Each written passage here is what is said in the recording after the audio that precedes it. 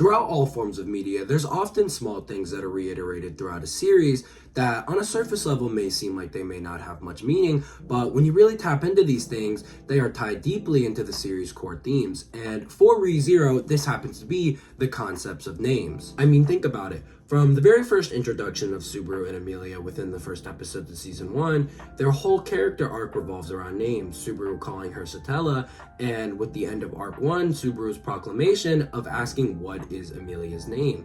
We get this reiterated throughout the series often, whether it be with many different characters. What really is a name, and what does it tie into you as a person? It's something that we so effortlessly use every day, just a casual thing that we continuously drop, name after name after name after name. And despite this, when you really think about it, this effortless thing can actually hold so much weight and value. Something so simple as just hearing another person's name can have a drastic effect on your emotions and your current mood. And that's exactly what this video is going to be about, and how ReZero touches up on this concept so perfectly. Make sure to subscribe and leave a like and all those cool things, and let's get into the video. To start, I'm gonna go over the character that this ties in better with anybody else in the series. That's going to be our main character, Natsuki Subaru. Subaru's whole character is built around his perception of self and that identity and that name, Natsuki Subaru. From the very start of the series, Subaru is subtly characterized as somebody with a bit of an identity problem, not really knowing who he is within this world and essentially being isekai'd and assuming that he is going to get everything for free and everything is going to be easy for him. As ReZero progresses, Subaru's fragile identity and lack of really knowing who that Natsuki Subaru is becomes more and more prevalent, and this becomes more prevalent anywhere else than in Parent and Child, in which we see Subaru struggle with his own identity in comparison to that of his father, feeling like he never lives up to the man he's supposed to be, constantly shifting his identity from being the funny person or being the bad kid, or being good at sports. We see him go through this ruthless cycle of trying to change his identity and become a new person over and over again, all until he eventually gives up and becomes a Hikikimori. In his eyes and under his perception, this inevitably leads Natsuki Subaru to believe that Natsuki Subaru is a nobody, somebody who has very little meaning and lacks purpose within the world, because if he doesn't have identity, how could he not have purpose? He cuts off all his connections with everybody around him and becomes self-isolated. This is why Subaru inevitably getting isekai'd is such an impactful and important moment for him, because finally, he's in a new place, a new world. Nobody knows who his father is. Nobody can compare him to the person who was there before. Within the world of ReZero, Subaru has a chance to carve that name, Natsuki Subaru, and make it into somebody completely new, somebody void of the person that he once used to be. In which this brings us back to the beginning of the series, as we see Natsuki Subaru attempt to cultivate that name and become a person completely void of who he was in the past world, simultaneously not change at all on the inside. As we see within the first couple of arcs of ReZero, Subaru attempts to be this cool, effortless guy, somebody who hides his true actions and true feelings upon the inside. Mix this with the fact he can't tell anybody about Return by Death, this inevitably leads to disaster. Once again, instead of actually being himself, being who that true Natsuki Subaru is on the inside, Subaru is completely basing his perception of self based upon the media and series he watched growing up. Instead of being upset or scared when isekai'd, Subaru is strangely happy about it. Happy that he's been summoned to another world, thinking and assuming he's going to get these cool main character powers, in which we see he never gets. On top of this, it also leads him to treat the people around him as if they're not real people, especially and specifically Emilia, somebody who within her own right has her own struggles with identity and name. This ultimately leads to the conflict that we see within episode 13 of ReZero and arc 3, in which Subaru goes forth once again and tries to make a decision for Emilia and blatantly ignores her wishes. This leads Subaru to freaking out on Emilia and inevitably telling her everything that he thinks about himself deep down inside due to his fragile ego and lack of a name within a sense. Through this, we see Subaru go on a downward spiral throughout the rest of arc 3, all the way until the point of From Zero, in which we get this moment of emotional vulnerability from Subaru, in which he is finally able to build himself up again. The only way he is able to do this is address the root cause of his problem, his self-loathing and hatred for Natsuki Subaru. He is inevitably able to get a glimpse at who Natsuki Subaru can and could be, and this is through Rem, in which to Emilia, Subaru, and the rest of the world, Natsuki Subaru could be a horrible person, somebody that he hates more than anybody else, To Rem, Natsuki Subaru is a hero, somebody who was able to save her and make her life better. The perception of that name isn't written in stone, and henceforth, Subaru is able to go forward and finally understand his actions, starting from zero, addressing the root cause, and save Emilia not out of his own selfishness, but because he wants to. To which we get to the end of season 1, where Rem's name and identity is inevitably eaten. The one person who actually liked Natsuki Subaru and supported that name, Natsuki Subaru, was inevitably gone, and so much of what Subaru had built up until this point is taken away from him at the beginning of season 2. This leads me to wanting to talk about gluttony here for a bit. Within ReZero, gluttony is directly correlated and tied with the concept of names and the value that they hold. To have your name and identity eaten by gluttony is a fate that is debatably worse than death. It's nothingness. We know ReZero tackles the themes and the ideas that your name and identity is built upon the idea and the connections with the people you make around you. Being on your own will lead to nothingness, and being alone will lead you to not having any connections, in which you'd have a lack of identity. And gluttony essentially enforces this lack of identity. Whether it's Rem in Arc 2 or Julius in Arc 5, we see this name and the weight that it holds take a heavy toll on these people. With a character like Julius, whose name is inevitably eaten within Arc 5, we see that whole perception, years of hard work and trying to live up to that name of being the perfect knight, stripped away from him. With his name being eaten, Julius begins a bit of an identity crisis. Without a name, who really is he on the inside? Who is he supposed to be?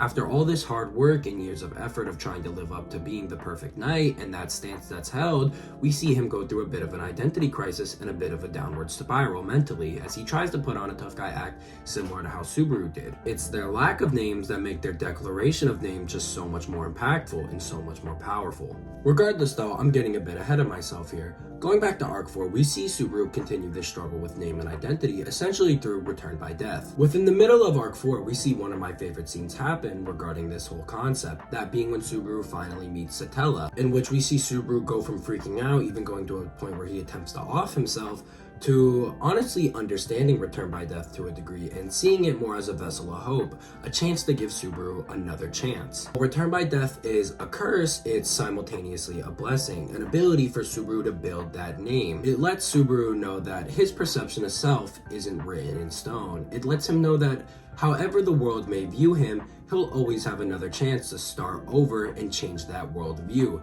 Make him be who Natsuki Subaru wants to be. However, Satella and also Otto within this season are able to get across to Subaru that no matter how many times he may build himself and build that name of Natsuki Subaru, this can never be fully realized until Natsuki Subaru is finally able to appreciate and love Natsuki Subaru. Instead of just doing everything on his own and in turn hating himself for not always getting the results that he wants, Natsuki Subaru must learn to rely on the people around him and take them into account also when he's doing these selfish acts. It's what makes the trials so interesting and so good. As Subaru finally gets a perspective as the selfishness he's been presenting to his friends and how unfair it is that he's the only one who has to suffer during all of this. We see Otto tell him to stop putting on a tough guy act and to directly address his problems and the type of person he is. Only through this is Subaru finally able to progress through Arc 4 and finally get past these, invincible and impossible traps Roswaal had presented, which he defies fate and defies Roswaal's belief that him and Subaru are the same. Instead of doing everything on his own, not essentially trusting anyone around him, Subaru is able to rely on the people around him and build a friend group, something that Roswaal was never able to do, solely living for his love of his life, Echidna, in which Roswaal was never essentially able to build an identity and a name for himself. This is shown deliberately and explicitly through the fact that Roswaal transfers his soul from person to person to person. And on top of this, Roswaal literally dresses up and pretends to be the person that killed the love of his life, Echidna. Subaru is able to achieve the opposite and essentially become the fully realized person he wants to be, in which we see the payoff of this really come in Arc 5, not only with Subaru, but also with the other characters like Emilia and Garfield and Otto. Subaru's speech within Arc 5 is a full come-to-life moment in which we see a full circle growth of Natsuki Subaru. He's able to declare that although he may be powerless, he is still fighting, still able to move forward, and he is on the backs of millions able to rival and get the city hyped up. It's this declaration of name, Natsuki Subaru, that makes the payoff from all the previous arcs just that much better and that good. And Arc 5 is honestly set up as a payoff arc. We finally get to see all of our main characters act in a way that they wouldn't have acted previously throughout the series and work together to get past a seemingly impossible task, which we see Subaru only have to use Return by Death twice. And it kind of pushes the point that when Subaru loves himself, is able to rely on the people around him, and really embody that name of Natsuki Subaru, cultivating who he is as a person, he doesn't really need Return by Death. Before I get into the next part, I want to talk about another character, Reinhardt. Reinhardt is somebody who has one of the most interesting dynamics with his name within the series of ReZero, and not his actual name Reinhardt, but his title, the Sword Saint. Whereas all other characters within ReZero are able to push forward and get past the perception of their name, Reinhardt is the only one who isn't, despite being the strongest, and that's exactly why he isn't. Through the cultivation of his family trauma growing up, mixed up with the fact that he is inevitably a vessel for Og Laguna and not actually his own person, we see Reinhardt become a slave to the name that is Sword Saint, and reluctantly go by it henceforth over and over and over again, as it's all he could ever be, as Puck says, a hero. Where on the outside, Reinhardt is able to represent everything Subaru wanted to be when initially isekai into this world. Somebody who's super strong, gets everything, is extremely popular, one of the most noble knights within the kingdom.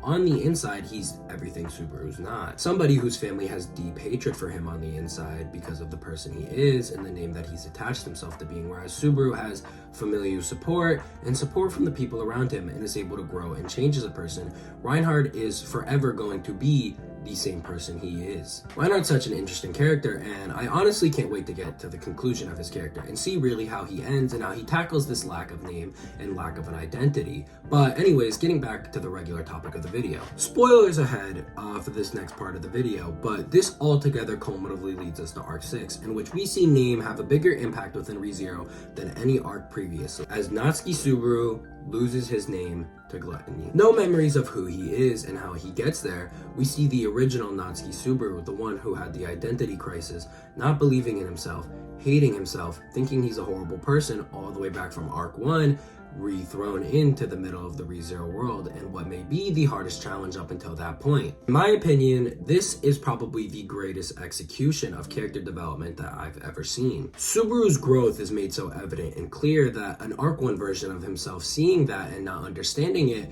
is essentially thrown into almost insanity, not being able to trust anybody around him, and with an ability like Return by Death, he doesn't fully understand what's going on. His whole scene with Amelia, in which he goes on and on and on about how this could never be him, somebody making all these achievements, they had to have made it up. It goes to show his lack in self and lack of Natsuki Subaru. It honestly thrust him into a similar situation he was back into his own world, in which before he would constantly get compared to his own father, now he's constantly getting compared to this hypothetical Natsuki Subaru. In his eyes, none of this could be true, and once again, where Subaru thought he was going to escape this ever-damning reality of constantly being compared to the name of somebody greater than him, he is once again thrusted into the spotlight of this situation, in which we see, that insanity cultivate. Altogether, though, it's what makes the perception and the growth that we see within Arc 6 so amazing, and something so simple as Amelia asking Subaru for his name is one of the best scenes within the entire series.